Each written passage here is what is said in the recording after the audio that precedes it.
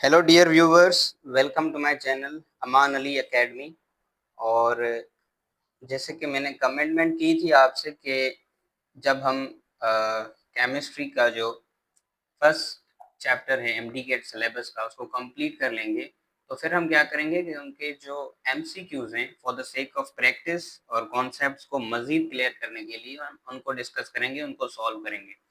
अभी यहाँ पर इंटरेस्टिंग बात ये है कि हमारा पहली बात तो ये चैप्टर कंप्लीट हो गया और उसकी इसलिए हम चैप्टर वाइज टेस्ट कंडक्ट करेंगे। और उस चैप्टर का नाम था introduction to fundamentals concept of chemistry, जिसमें 3 टॉपिक्स जो थे वो हमें पढ़ने के लिए दिए गए हैं एमडीकेट के सिलेबस में, जिसमें मोल एंड एवोगेड्रोस नंबर है, लिमिटिंग एंड एक्सेस रिएक्टेंट है और यील्ड है या रिएक्शन यील्ड।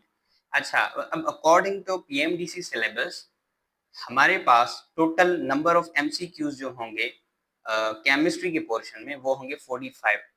और इंटरेस्टिंगली आपके कॉन्सेप्ट को मजीद क्लियर करने के लिए मैंने इस एमसीक्यूज टेस्ट के अंदर भी 45 एमसीक्यूज ही निकाले हैं।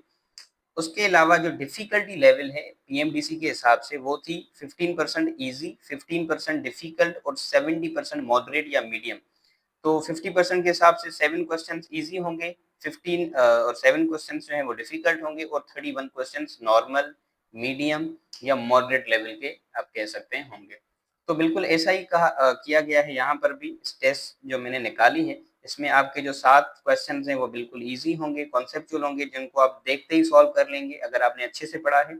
और मॉडरेट क्वेश्चन ऐसे होंगे जो कि नॉर्मल होंगे, थोड़ा सा टाइम वो ले भी सकते हैं और नहीं भी, अगर आपकी प्रैक्टिस अच्छी है तो वो भी आप ऑलमोस्ट देख के ही कर सकते हैं उनको। और जो डिफिकल्ट होंगे वो भी कोई विद इन 1 मिनट आप सॉल्व कर लेंगे अगर आपकी अच्छी प्रैक्टिस है, अदरवाइज 2-2.5 मिनट का एक एमसीक्यू हो सकता है।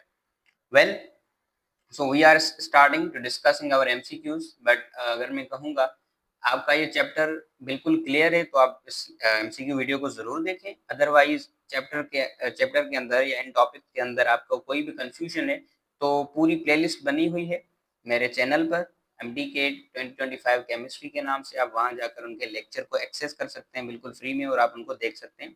उसके बाद जो है वो आप इन एमसीक्यूज को भी देख सकते हैं वापस आकर। अच्छा जी, we are starting from easy level जो कि 7 एमसीक्यूज हैं 15% के हिसाब से। अच्छा, how many particles are in 1 mole of a substance. आपको पता है किसी भी सब्सटेंस का अगर हम 1 मोल उठाएंगे, किसी भी सब्सटेंस का कोई भी चीज हो, अगर हम उनका 1 मोल उठाते हैं, if we are taking the 1 mole of that substance, तो हमारे पास जो नंबर ऑफ पार्टिकल्स होंगे वो बराबर होंगे एवोगेड्रोस नंबर के। ठीक है, वो पार्टिकल्स बराबर होंगे एवोगेड्रोस नंबर के। और you know what is the value of Avogadro's number, और वो वैल्यू है 6.022 इंटू 10⁻23। सो इसका जो करेक्ट ऑप्शन है दैट इज सी। ठीक है, वैसे ए में कोएफिशिएंट तो सेम है लेकिन पावर जो है वो 23 नहीं है बल्कि 20 है। तो ये इस चीज का भी आपने टेस्ट के अंदर ख्याल रखना होता है। ऐसा नहीं है कि आप जस्ट कोएफिशिएंट देखकर ही टिक लगा कर आए, बाद में आप देखेंगे भाई पावर तो कुछ और था तो वो आपका एमसीक्यू गलत हो गया। तो इसलिए यहाँ पर जो करेक्ट ऑप्शन होगा दैट इज ऑप्शन सी। तो आप इनको अच्छे से इनसर्किल करेंगे अगर आपके सामने रियल वाली टेस्ट होगी तो भी। ठीक है, okay, we are done with MCQs number 1। Second है what is the molar mass of H2O, यानी कि H2O के 1 मोल का मास कितना होता है। तो हाइड्रोजन का 1 होता है, 2 हाइड्रोजन है तो 2 प्लस ऑक्सीजन, ग्राम्स यहाँ पर लिख देता हूँ। ऑक्सीजन का मास होता है 16, तो यहाँ हो गया 16। So 2 + 16 is equal to 18 grams, 18 grams per mole, यानी कि 1 मोल। ठीक है, 1 मोल अगर हम वाटर का उठाते हैं तो उनका मास कितना होगा 18 ग्राम्स पर मोल। तो let's tick the option B, B for ball. चलेंगे, ये हो गया यहाँ पर। Okay, let's move on MCQ number 3। 1 mole of any gas it STP occupies. अच्छा, मैंने आपको ना जो वॉल्यूम था गैस का वॉल्यूम, उसका यूनिट बताया था डीएम क्यूब या क्यूबिक डेसीमीटर, लेकिन ये लीटर के भी बराबर होता है तो आप जो भी कहें कह सकते हैं। तो चलें बताएं, 1 मोल जो है वो एसटीपी पर एक गैस, कोई भी गैस हो, वो कितना वॉल्यूम ऑक्यूपाई करेगी, या यूं कहें कि मोलर वॉल्यूम कितना होगा, तो वो था 22.4 dm cube. So B is the right option here. Okay, let's discuss MCQ number 4. What is the mole ratio of H2 to O2 in the balanced equation। हमें कहा जा रहा है कि हमारे पास एक बैलेंस्ड इक्वेशन है ये वाटर की। अब यहाँ पर जो रिएक्टेंट्स हैं हाइड्रोजन और ऑक्सीजन, उनका आपस में रेशो कौन सा होता है? ठीक है, चलें रेशो जो है वो यहाँ पर इक्वेशन के अंदर कितना है? 2:1 है, यानी कि 2 मोल्स अगर हाइड्रोजन के रिएक्ट कर रहे हैं तो ऑक्सीजन के कितने मोल्स रिएक्ट कर रहे हैं? सिर्फ 1 मोल रिएक्ट कर रहा है। सो यहाँ पर जो रेशो होगा वो होगा 2:1। So where is 2:1? Here it is B for ball. MCQ number 4 का जो करेक्ट ऑप्शन है that is B, 2:1। Okay, let's discuss MCQ number 5। Which of the following is the limiting reactant? Basically यहाँ पर आपसे limiting reactant की जो है वो डेफिनेशन पूछी जा रही है। तो इट्स वेरी सिंपल, ऐसा रिएक्टेंट जो कि केमिकल रिएक्शन के अंदर पहले कंज्यूम हो जाता है, पहले खत्म हो जाता है, तो उस रिएक्टेंट को हम कहते हैं लिमिटिंग रिएक्टेंट। अच्छा, आई थिंक ये विजिबल नहीं है तो इसको मैं थोड़ा सा ऊपर कर देता हूँ। ऑलराइट, तो लिमिटिंग रिएक्टेंट की जो है वो डेफिनेशन है the reactant that is left over. ऐसा रिएक्टेंट जो बच जाए वो लिमिटिंग रिएक्टेंट है? बिल्कुल नहीं, वो तो एक्सेस रिएक्टेंट है। ठीक है, ये तो है ही गलत। The reactant that is in excess, वो तो एक्सेस रिएक्टेंट होगा। The reactant that runs out first, ऐसा रिएक्टेंट जो सबसे पहले खत्म हो जाए, पहले कंज्यूम हो जाए, पहले रन्स आउट हो जाए, तो definitely that will be the limiting reactant. So for the MCQ number 5 option C for cat is correct. Okay, अच्छा वैसे डी जो है ये गलत है, क्योंकि the product formed in the least amount, यानी कि जो कम प्रोडक्ट बन रही है हम उस कम प्रोडक्ट को जो है वो लिमिटिंग रिएक्टेंट कह रहे हैं। ऐसा तो बिल्कुल नहीं है। हाँ, लिमिटिंग रिएक्टेंट की वजह से कम प्रोडक्ट बन रही है, लेकिन जो कम प्रोडक्ट बन रही है उसको हम लिमिटिंग रिएक्टेंट नहीं कहेंगे। So let's discuss the other MCQs from MCQ number 6। Okay, sixth MCQ is if 10 gram of a product was predicted but only 8 gram was obtained, what is the percentage yield? It's very simple, बिल्कुल बच्चों जैसा है। हमने percentage yield का formula ये पढ़ा था कि जो एक्चुअल यील्ड हमें मिली है और जो एक्सपेक्टेड यील्ड थी या जो हमने कैलकुलेट की थी या जो थ्योरेटिकल यील्ड थी उसको हम उनके साथ डिवाइड करेंगे या उनका रेशो निकालेंगे। यानी कि हमें मिली कितनी? 10 ग्राम, और हमने एक्सपेक्ट कितनी की थी, कैलकुलेट कितनी की थी? 10 ग्राम्स। मिली कितनी? 8 ग्राम्स। ठीक है, अब वैसे तो आप देखकर ही समझ सकते हैं, अगर 10 में से 8 ग्राम मिले हैं तो परसेंटेज यील्ड होगी 80%। फिर भी आप अगर फॉर्मूला यूज करके इसको निकालना चाहें तो आप इजीली निकाल सकते हैं। सो 0 यहाँ पर कैंसिल हो गया और 10 मल्टीप्लाई 8 इज इक्वल टू 80% जो है वो परसेंटेज यील्ड होगी। So option B for ball, B is the correct option. Okay, MCQ number 7। What is the molar mass of NaCl? NaCl का जब आप मास निकालेंगे, ठीक है, तो सोडियम का जो है वो होता है 23 और क्लोरीन का होता है 35.5 and that is equal to 58.5 grams per mole. That is the molar mass of NaCl. So option A is the correct for MCQ number 7. Clear? अच्छा जी, अब मॉडरेट लेवल के जो क्वेश्चंस हैं जो कि 70% होंगे केमिस्ट्री के पेपर में और 70% के हिसाब से 31 क्वेश्चंस एमसीक्यूज ऐसे होंगे जो कि मॉडरेट लेवल के होंगे। So let's discuss them one by one. ठीक है, ओके, अच्छा अब देखें, लेट मी, हाँ अब ठीक है।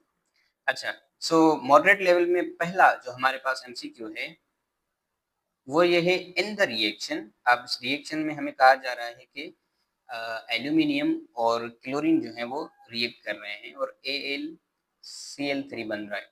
How many moles of AlCl3 are produce from 4 moles of Al? अच्छा, वेरी सिंपल, हमें कह रहा है कि अगर दो मोल्स एल्यूमिनियम के रिएक्ट कर रहे हैं तो AlCl3 के कितने मोल्स बन रहे हैं? उसके भी 2 मोल्स ही बन रहे हैं। लेकिन अगर हमें कहा जा रहा है कि Al के यानी कि एल्यूमिनियम के 4 मोल्स हों तो इसके कितने बनेंगे? तो इसके भी 4 ही बनेंगे, क्योंकि रेशो कितना है? 1:1 का है। 2 की टेबल 2 पर 1 टाइम, इस पर भी 1 टाइम, रेशो कितना है? 1:1 का, यानी कि इसका भी 1 मोल रिएक्ट करेगा तो इसका भी 1 मोल ही प्रोडक्ट बनेगी। तो अगर 4 मोल्स रिएक्ट करेंगे तो 4 मोल्स ही प्रोडक्ट बनेगी। So option C is the correct. So यहाँ पर ऑप्शन सी यानी कि 4 moles is the right option. Okay, MCQ number 9।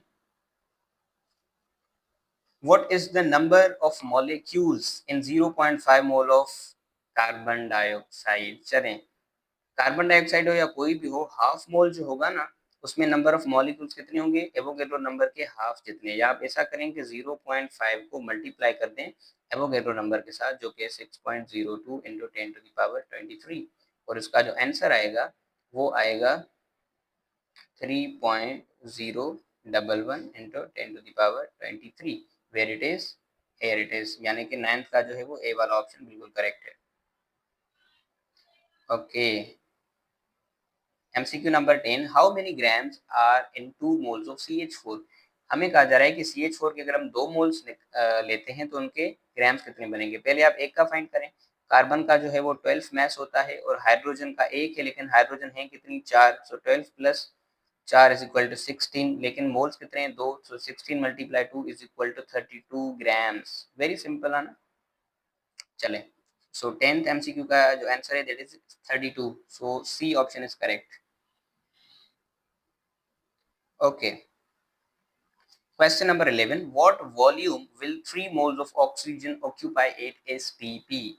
It's also very simple, हमें कहा जा रहा है कि ऑक्सीजन STP पर ऑक्सीजन के 3 मोल्स कितना वॉल्यूम ऑक्यूपाई करेंगे। वही लो कि 1 मोल कितना वॉल्यूम ऑक्यूपाई करता है, 22.4 dm3, और आप इसको क्या करेंगे, 3 के साथ मल्टीप्लाई करेंगे, और जब आप इसको 3 के साथ मल्टीप्लाई करेंगे तो ये हो जाएगा कोई राउंड अबाउट, यस बी वाला ऑप्शन, 67.2 लीटर्स, या आप इसको डीएम क्यूब भी कह सकते हैं।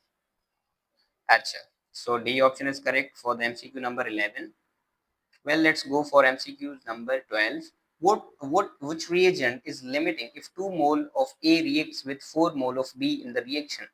अच्छा, अब रिएक्शन में हमें क्या कहा जा रहा है कि ए का 1 मोल रिएक्ट करता है तो बी के कितने मोल्स रिएक्ट करते हैं, 2 मोल्स रिएक्ट करते हैं, ठीक है। अच्छा, हमें कितना कहा गया है कि अगर ए के 2 मोल्स हैं और बी के 4 मोल्स हैं तो बताएं लिमिटिंग रिएक्टेंट कौन सा है। तो मेरी जान कोई भी लिमिटिंग रिएक्टेंट नहीं है, या अगर हैं तो दोनों हैं, क्योंकि ये बैलेंस्ड इक्वेशन के हिसाब से ये हमें बता रहे हैं ना, इनका रेशो सेम ही है, यानी कि 2 की टेबल इस पर 1 टाइम और 4 पर 2 टाइम्स। यहाँ पर रेशो कितना है, 1:2, यहाँ पर रेशो कितना है, 1:2। तो ये जो है वो बोथ आर लिमिटिंग रिएक्टेंट, या अगर ऐसे कहें कोई नहीं है तो भी ठीक है। So option D is correct for MCQ number 12। Well, चलें अब इस पेज को टर्न करते हैं और MCQ नंबर 13 से स्टार्ट करते हैं। ओके, 13th MCQ है, if the actual yield is 25 gram then theoretical yield, अच्छा the theoretical yield is 30 gram, what is the percentage yield. यानी कि हमने एक्सपेक्ट किया था, या जो थ्योरेटिकल यील्ड थी वो थी 30 ग्राम और मिली कितनी, 25, और परसेंटेज यील्ड पूछ रहा है तो 25 divide by 30 and multiply by 100। Okay, so ये कितना होगा, चलें इसको अगर हम डिवाइड करते हैं तो ये होता है 5 की टेबल इस पर जाएगी 6 टाइम्स, इस पर जाएगी 5 टाइम्स, ठीक है। अच्छा,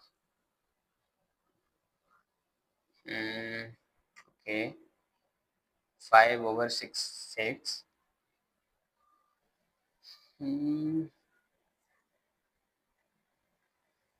ओके, सो इसका जो आंसर होगा वो होगा 83.3%, so A is the correct option. Okay, MCQ number 14, in the reaction, हमें ये एक रिएक्शन दिया जा रहा है, how many grams of NH3 are form from 1 mole of N2। N2 का हम 1 मोल उठाते हैं तो NH3 के कितने मोल्स बन रहे हैं, 2 मोल्स बन रहे हैं, लेकिन हमसे क्या पूछा जा रहा है, हमसे मास पूछा जा रहा है। तो पहले आप NH3 के 1 मोल का मास फाइंड करेंगे, फिर उसको 2 से मल्टीप्लाई करेंगे क्योंकि 2 मोल्स हैं। सो नाइट्रोजन का है 14, और फिर 3 हाइड्रोजन का इट इज इक्वल टू 17, और 17 को मल्टीप्लाई करें 2 से, that is equal to 34 grams, यानी कि इसका जो आंसर है that is B. Okay, B is the correct answer. What is the mole ratio of Fe2O3 to Fe in the reaction? यहाँ पर हमसे मोल्स का रेशो पूछा जा रहा है, किसका, Fe2O3, ये रहा Fe2O3, और उसके अलावा Fe का, ये रहा Fe।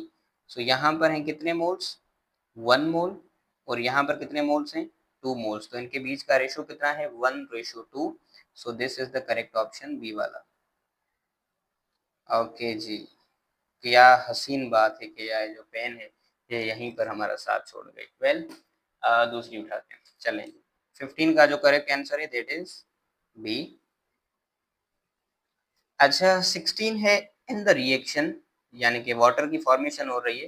How many moles of O2 are needed to react completely with 6 moles of hydrogen. यहाँ पर हमसे पूछा जा रहा है कि हाइड्रोजन के 6 मोल्स के साथ रिएक्ट करने के लिए ऑक्सीजन कितनी रिक्वायर्ड है। पहले आप ये देखें कि 2 मोल्स के साथ 2 मोल्स हाइड्रोजन के साथ 1 मोल ऑक्सीजन रिएक्ट करती है, तो अगर यानी कि इनका रेशो कितना है 2:1 है। यानी कि अगर ये फिर जो हाइड्रोजन है वो 6 मोल हो जाए तो डेफिनेटली ऑक्सीजन इसके हाफ यानी कि 3 मोल्स होंगे। सो 16 का जो करेक्ट आंसर है that is a. what mass of carbon dioxide is produced when 1 mole of C2H6 यानी कि ईथेन is combusted completely यानी कि ईथेन को मुकम्मल तौर पर जलाया जा रहा है।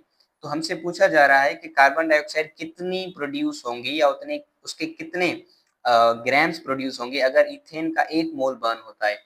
तो आप देखें ईथेन के 2 मोल्स बर्न होते हैं तो कार्बन डाइऑक्साइड के कितने मोल्स पैदा हो रहे हैं 4, यानी कि इसके 2 तो इसके 4। अगर हम इसको सिंप्लीफाई करें यानी कि अगर इसके 1 मोल इसका हाफ तो इसका भी हाफ यानी कि इसके 2 मोल्स। इनके बीच जो रेशो है वो 1:2 का है। यानी कि अगर इसका 1 मोल बर्न होता है जो कि यहाँ पर दिया भी गया है तो डेफिनेटली कार्बन डाइऑक्साइड के 2 मोल्स बनेंगे और 2 मोल्स बनेंगे तो इनका मास कितना होगा। 1 मोल का मास है 44, so 2 × 44 is equal to 88 grams. So 88 grams जो है वो करेक्ट ऑप्शन है सी वाला in question number 17। C option C for cat is correct. Okay अच्छा शो आई थिंक नहीं हो रहा तो मैं इसको थोड़ा सा आगे कर देता हूँ। चलें आई होप अभी आपको नज़र आ रहा होगा 19 तक। हाँ ठीक।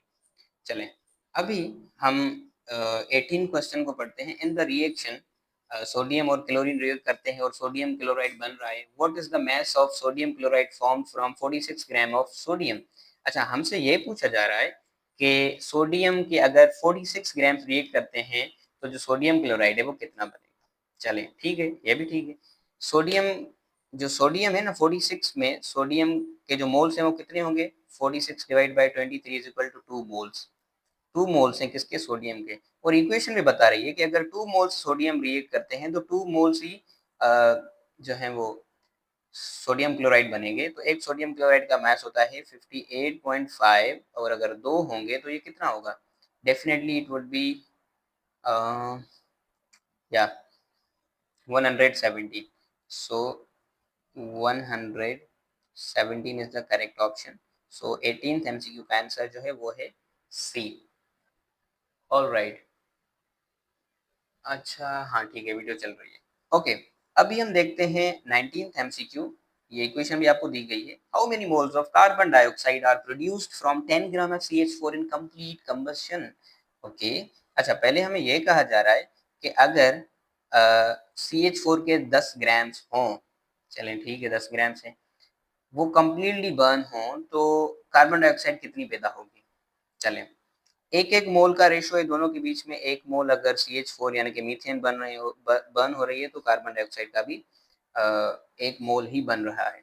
चलें अभी कितने ग्राम जो है वो बर्न हो रही है पहले इनको हम मोल्स में कन्वर्ट करते हैं।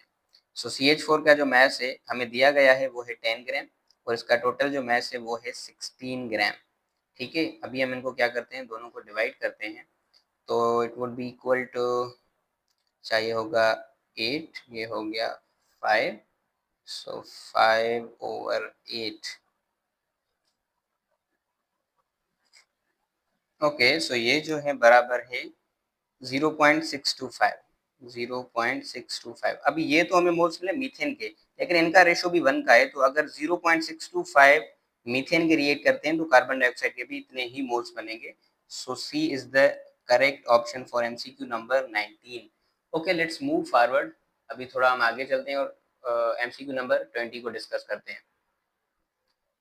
ओके सो एमसीक्यू नंबर 20 है हमारे पास। What is the theoretical yield of H2O in grams for 2 moles of hydrogen react with excess oxygen. हमें कह रहा है ऑक्सीजन की जो है ना वो आप परवाह ही ना करें पर हमें जो हाइड्रोजन दी गई है वो कितनी दी गई है 2 मोल्स। अभी बताएं कि वाटर की थ्योरेटिकल यील्ड कितनी होगी और वो भी ग्राम्स के अंदर। पहले तो आप इसकी इक्वेशन लिख लें। 2H2 plus O2 plus 2H2O, यानी कि हाइड्रोजन के 2 मोल्स होंगे, ठीक है, तो वाटर के भी 2 मोल्स ही बनेंगे, ठीक है, लेकिन हमसे मोल्स नहीं पूछे जा रहे, हमसे पूछे जा रहे हैं ग्राम। सो वाटर का मास है 18 multiply 2 is equal to 36 grams. So for MCQ number 20 the option which is correct is B for ball. All right, आगे चलें 21 MCQ. In a chemical reaction produces 20 gram of product but 25 as expected. What calculate is percentage yield? अच्छा, very simple कि हमने उम्मीद की थी theoretical yield जो थी वो थी 25 ग्राम और हमें जो मिला वो मिली 20 ग्राम। सो 20/25, या इसको आप यूँ लिखें कि इस पर जाएगी, हाँ, 4/5, दैट इज इक्वल टू 80%, क्योंकि जब आप इसको 100 से मल्टीप्लाई करेंगे। सो इसका करेक्ट ऑप्शन है बी।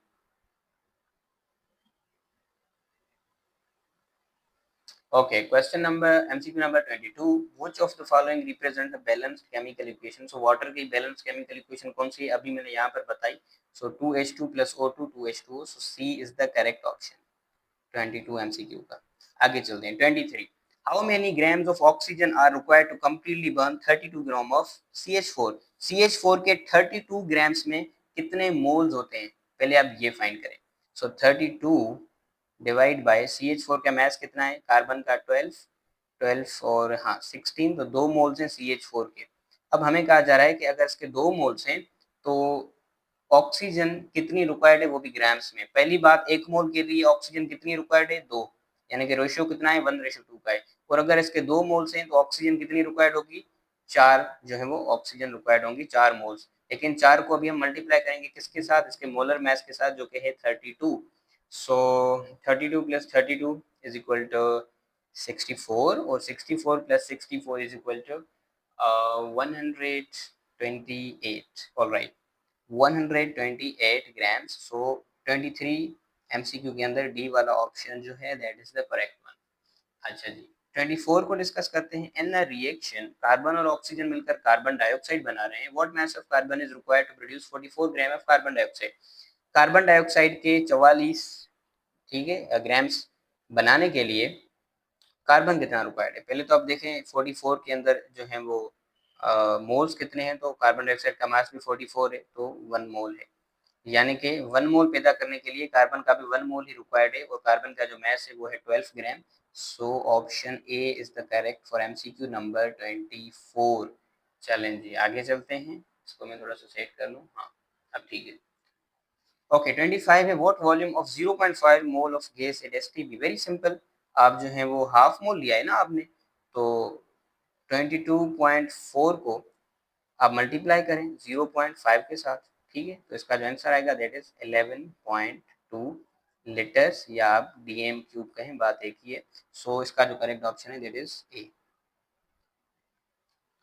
अच्छा, आगे चलते हैं। 26 MCQ है। If 2 moles of magnesium react with 2 moles of HCl, what is the limiting reactant? अच्छा, ये इक्वेशन भी दी हुई है। हमें कहा जा रहा है कि अगर, अच्छा पूछा क्या जा रहा है, मोल्स 2 मोल्स हैं HCl के, 2 मोल्स हैं मैग्नीशियम के, लिमिटिंग रिएक्टेंट कौन सा है? अच्छा ठीक है, देखिए मैग्नीशियम का अगर 1 मोल है तो मैग्नीशियम क्लोराइड कितना बन रहा है, 1 मोल ही बन रहा है, ठीक है।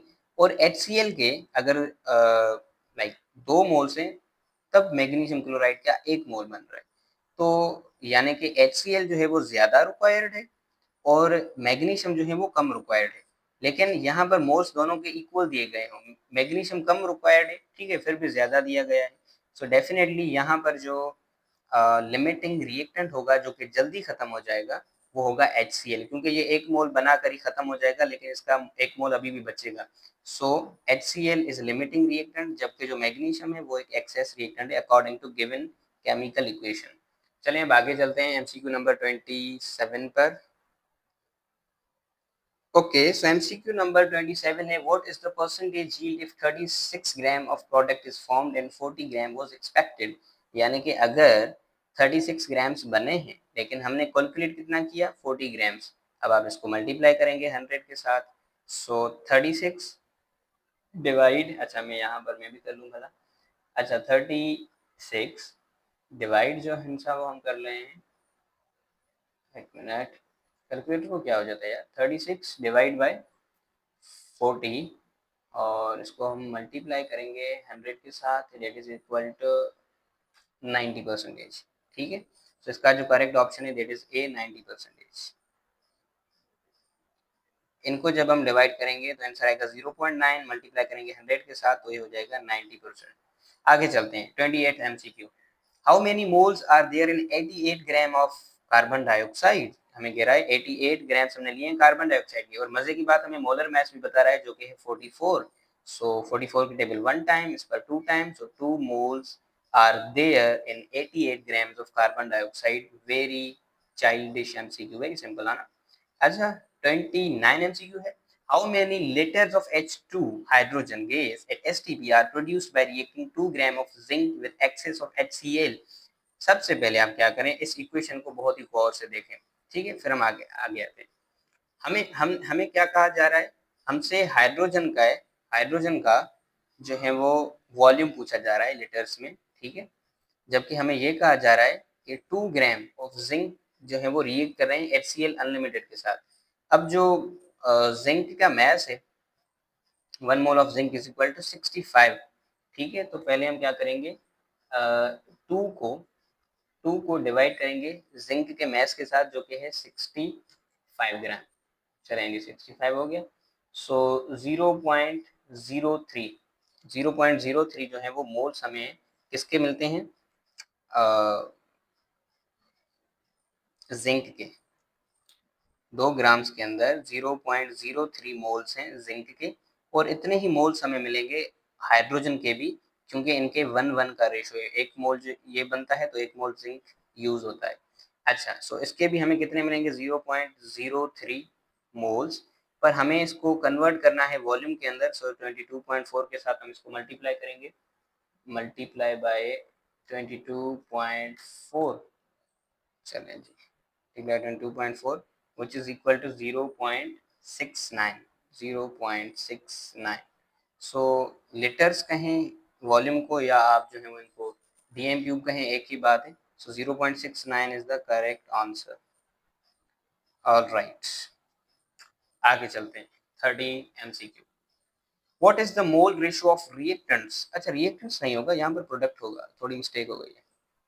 चलें, प्रोडक्ट्स के मोल रेशियो के बारे में पूछा जा रहा है। सो सिंपल है, यहाँ पर पोटेशियम क्लोराइड के 2 मोल्स हैं और ऑक्सीजन के 3 मोल्स हैं। सो इनका जो रेशो होगा वो होगा 2:3। Where is 2:3, here it is. So B is the correct option for MCQ number 30। आगे चलते हैं MCQ नंबर 31 पर। चलें 31, how many molecules are in 11.2 litres of gas. देखें 11.2 लीटर्स के अंदर होता है हाफ मोल, क्योंकि 1 मोल बराबर होता है 22.4 लीटर के। सो ये हो गया 0.5 हाफ। अब हाफ को मल्टीप्लाई करेंगे एवोगेड्रो नंबर के साथ 6.02 इंटू 10 टू द पावर 23, ये बराबर हो जाएगा 3.011 into 10 to the power 23। so 3.011 into 10 to the power 23, here is the correct option A। अच्छा जी 32 पर आते हैं।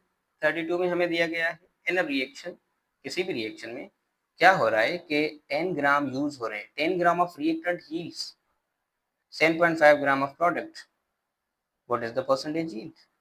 10 ग्राम ऑफ रिएक्टेंट जो है वो कितनी प्रोडक्ट दे रहा है, 7.5 ग्राम। ठीक है, मतलब आप ऐसा कह सकते हैं कि एक्सपेक्ट किया गया था कि 10 ग्राम्स मिलेंगे और मिले कितने हैं, 7.5 ग्राम। तो डेफिनेटली ये इजी है, 75% होगी। ठीक है, जिस तरीके से हम शुरू से इसको करते आ रहे हैं।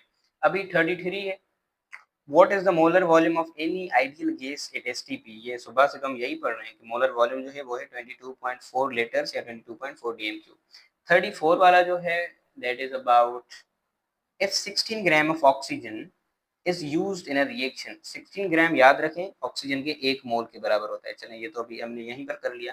How many moles of O2 are required. अच्छा, how many moles of oxygen are used. अच्छा, हमें क्या जा रहा है, एक रिएक्शन के अंदर 16 ग्राम हमने ऑक्सीजन यूज की, तो बताएं मोल्स कितने यूज हुए। सिंपल, 1 मोल यूज हुआ। ठीक है, ये तो वहीं पर सॉल्व हो गया था। चलें, सो 34 MCQs हमने कर लिए। Let's move on the next page और हम 35 से आगे मूव करते हैं टोटल जो एमसीक्यूज थे वो 45 थे। ऑल राइट, आगे फोकस करें। A reaction has 70% yield if the theoretical yield, अच्छा वेरी वेरी सिंपल, हमें कहा जा रहा है कि हमें जो परसेंटेज यील्ड मिली है वो मिली है 70%, और हमें जो थ्योरेटिकल यील्ड थी वो थी 100 ग्राम। अब बताएं एक्चुअल या प्रैक्टिकल यील्ड कितनी होगी, तो वो डेफिनेटली होगी 70 ग्राम्स, क्योंकि 70 ग्राम्स हमें मिले टोटल कितने में से, 100 में से, तो इसलिए हमारी जो परसेंटेज यील्ड बनी थी वो 70% बनी थी। What is the volume does 5 moles of gas occupy, तो सिंपल है 22.4 डीएम क्यूब, या लीटर्स जो होते हैं उनको आप 5 से मल्टीप्लाई करेंगे, तो जो आंसर होगा, चलिए मैं भी इसको थोड़ा सा मल्टीप्लाई कर लूँ इधर, चलें 22.4 dm cube multiply by 5 that is equal to 112। इसका जो करेक्ट ऑप्शन है दैट इज बी 112 लीटर। अच्छा 37th एमसीक्यू है, if 4 moles of hydrogen react with 2 moles of oxygen what is the limiting reactant. देखें ये फिर से वही बात होगी जो एक एमसीक्यू हमने पीछे भी सॉल्व किया, जिसमें दोनों ही लिमिटिंग रिएक्टेंट थे, या मैंने कहा कि दोनों ही लिमिटिंग रिएक्टेंट नहीं है, तो अभी यहाँ पर भी यही बात है। देखिए हाइड्रोजन और ऑक्सीजन के कितने का रेशो है, 2:1, यानी कि हाइड्रोजन के 2 मोल्स रिएक्ट करते हैं तो ऑक्सीजन का 1 मोल रिएक्ट करता है। इसी तरह अगर हाइड्रोजन के 4 मोल्स रिएक्ट करेंगे तो ऑक्सीजन के 2 मोल्स रिएक्ट करेंगे, ये तो बात बिल्कुल सही है। तो ना हाइड्रोजन लिमिटिंग रिएक्टेंट है ना ऑक्सीजन है, तो यहाँ पर जो करेक्ट ऑप्शन है वो होगा नन ऑफ देम। ठीक है, ये ऐसे ही आपको सिर्फ भुलाने के लिए दिए जाते हैं। अच्छा जी 38 एमसीक्यू है, what is the theoretical yield, ठीक है थ्योरेटिकल यील्ड कितनी बनेगी अगर 3 moles of nitrogen react with excess of H2 and O2, अच्छा N2 सॉरी H2, अच्छा H2 ठीक है। हाइड्रोजन जो है वो अनलिमिटेड है, लेकिन नाइट्रोजन के कितने मोल्स दिए गए हैं, नाइट्रोजन के जो हैं वो हमें 3 मोल्स दिए गए हैं। तो आप बताएं कि what is the theoretical yield, अच्छा तो प्रोडक्ट कितनी बनेगी, यानी कि अमोनिया कितनी बनेगी, ठीक है। अच्छा अमोनिया हाइड्रोजन का 1 मोल अगर, अच्छा कितने हैं, नाइट्रोजन के 3 है, ठीक है। नाइट्रोजन का अगर 1 मोल रिएक्ट करता है तो अमोनिया के 2 मोल्स बन रहे हैं, ठीक है। लेकिन अगर हमें नाइट्रोजन के दिए गए 3 मोल्स, तो डेफिनेटली इनका जो रेशो है पहले वो रेशो कितने का है, A1:2 है, ठीक है। यानी कि अगर इसका 1 मोल है तो अमोनिया के 2 मोल्स बनेंगे, लेकिन अगर हमने 3 मोल्स उठाए तो डेफिनेटली ये इसका डबल होगा, यानी कि 6 मोल्स अमोनिया के मिलेंगे। सो 6 मल्टीप्लाई अमोनिया का जो मास है दैट इज 17, सो 6 मल्टीप्लाई 17 कितना होगा, 6 multiply 17 is equal to 102 grams. So 102 grams. D is the correct option for MCQ number 38. Well, we are done with the normal या medium level MCQs. अभी 7 MCQs हैं वो difficult level में से, उसके बाद 45 MCQs ओवर हो जाएंगे। चलें जी देख लेते हैं डिफिकल्ट को भी, वैसे इनका नाम ही डिफिकल्ट है, ये खुद तो है नहीं, ये आपको अंदाजा हो जाएगा। अच्छा a 5 gram sample of calcium react with HCl to form 9.14 gram of calcium chloride, what percent yield, अच्छा हमसे परसेंटेज यील्ड पूछी जा रही है। बेसिकली हमें कहा जा रहा है कि 5 ग्राम हम लेते हैं कैल्शियम के जो कि HCl के साथ रिएक्ट कर रहे हैं, और हमें जो प्रोडक्ट मिल रही है वो कितनी मिल रही है, वो मिल रही है 9.14 ग्राम। अच्छा सबसे पहले तो आप ये देखेंगे कि इसकी आप बैलेंस्ड इक्वेशन बनाएंगे, ठीक है बैलेंस्ड इक्वेशन, और बैलेंस्ड इक्वेशन में फिर आप ये कैलकुलेट करेंगे कि जो थ्योरेटिकल यील्ड है, यानी कि जो एक्चुअली में इसका मास कितना बनना था कैल्शियम क्लोराइड का, उस थ्योरेटिकल यील्ड को आप निकालेंगे, फिर उसको आप डिवाइड करेंगे ना, यानी कि जो प्रैक्टिकल यील्ड अभी आई है, ठीक है ये वाली, इसको आप डिवाइड करेंगे जो थ्योरेटिकल यील्ड आती है उसमें से, और फिर आप उसको मल्टीप्लाई करेंगे 100 में से, तो आपका करेक्ट आंसर आ जाएगा, ठीक है। So we are not solving it, ये आप खुद करेंगे, ये आपका ऐसे समझे होमवर्क है, होमवर्क है भाई, आप कुछ खुद भी कर लें यार, सारा मुझे ही करना है क्या। चलें 40 MCQs पर चलते हैं।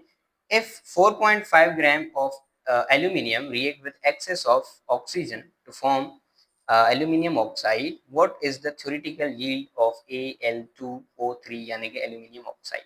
हमें हमसे जो है वो पूछा जा रहा है कि थ्योरेटिकल यील्ड कितनी बनेगी, कब कितनी बनेगी, जब हम कितने लेंगे, 4.5 ग्राम लेंगे किसके, एल्यूमिनियम के। अच्छा चलें ठीक है, ये भी ठीक है।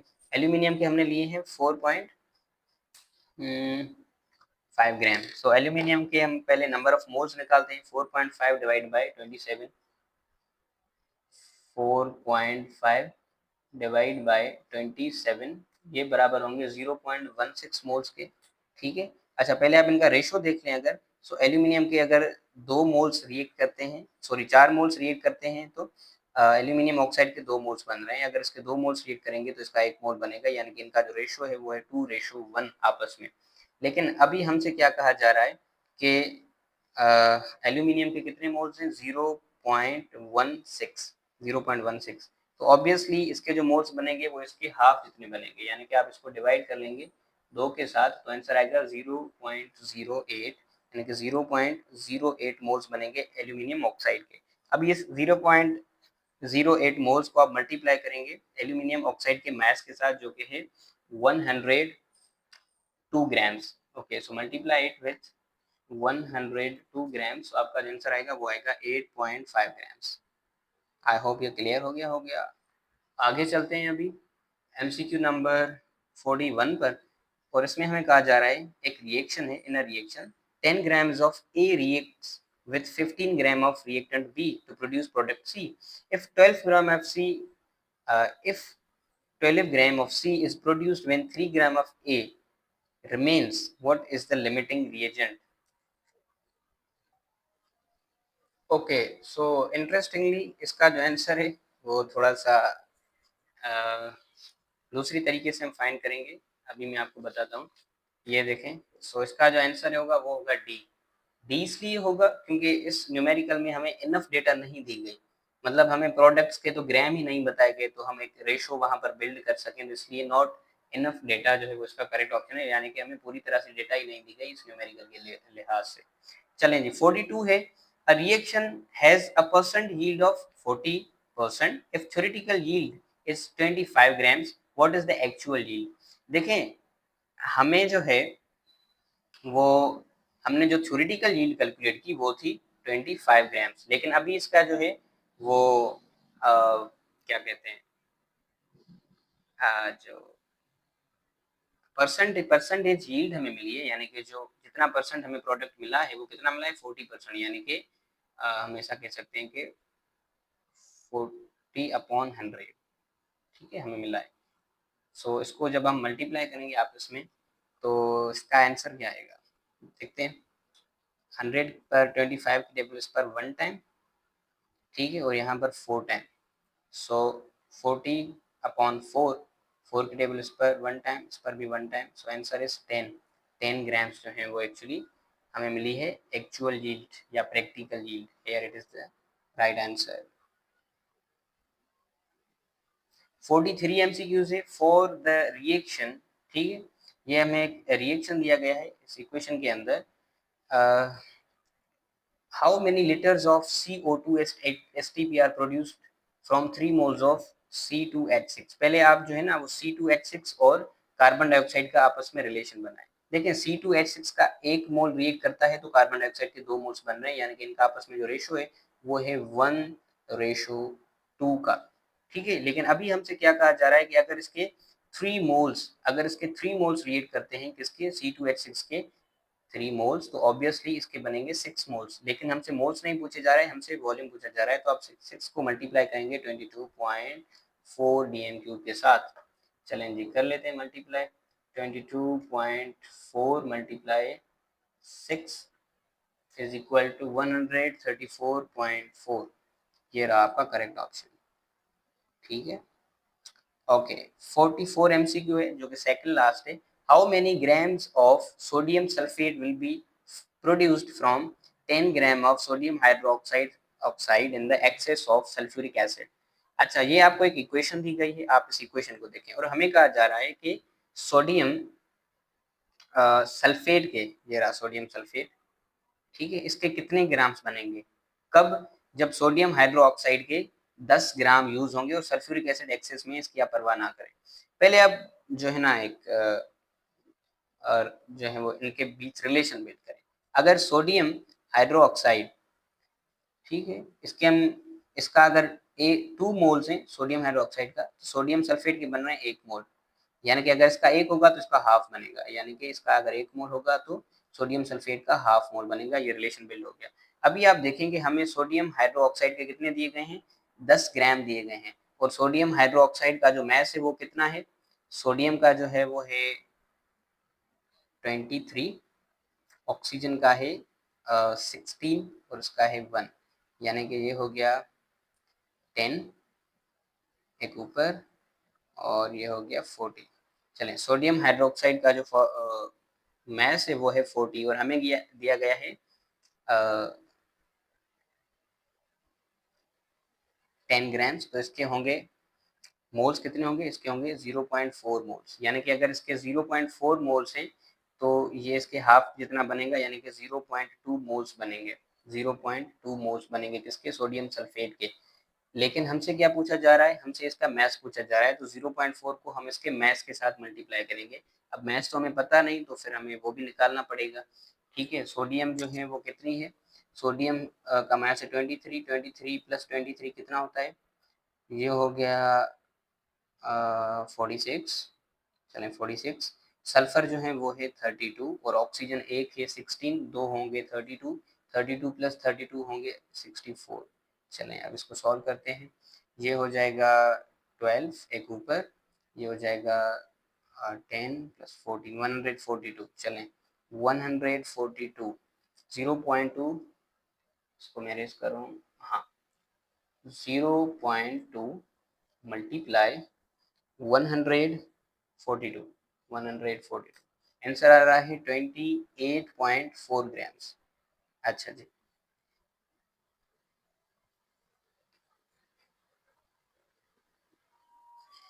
अच्छा जी, इसका जो आंसर है वो है 28.4।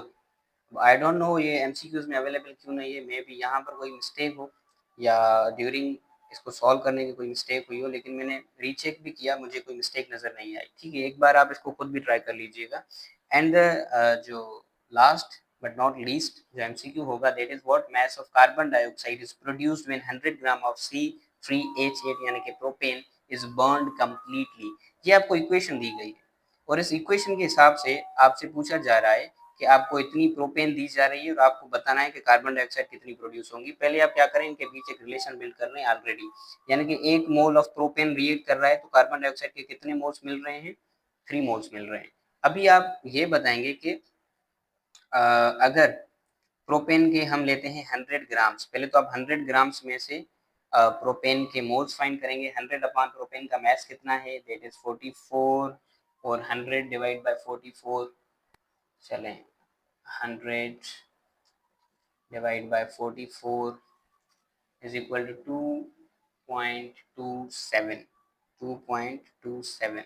अच्छा, लेकिन कार्बन डाइऑक्साइड जो है वो कितनी प्रोड्यूस होगी, वो इसके 3 गुना ज़्यादा प्रोड्यूस होगी। तो इसका जो आंसर आया है, इसको हम मल्टीप्लाई कर रहे हैं, ऑक्सीजन कार्बन डाइऑक्साइड जो है वो है 3, सो ये होगी 6.81। ठीक है, मल्टीप्लाई 3, ये हो गया 6.81 मोल्स कार्बन डाइऑक्साइड के पैदा होंगे और कार्बन डाइऑक्साइड का मास कितना है 44। चलें जी, अब इसको मल्टीप्लाई कर रहे हैं 44 के साथ।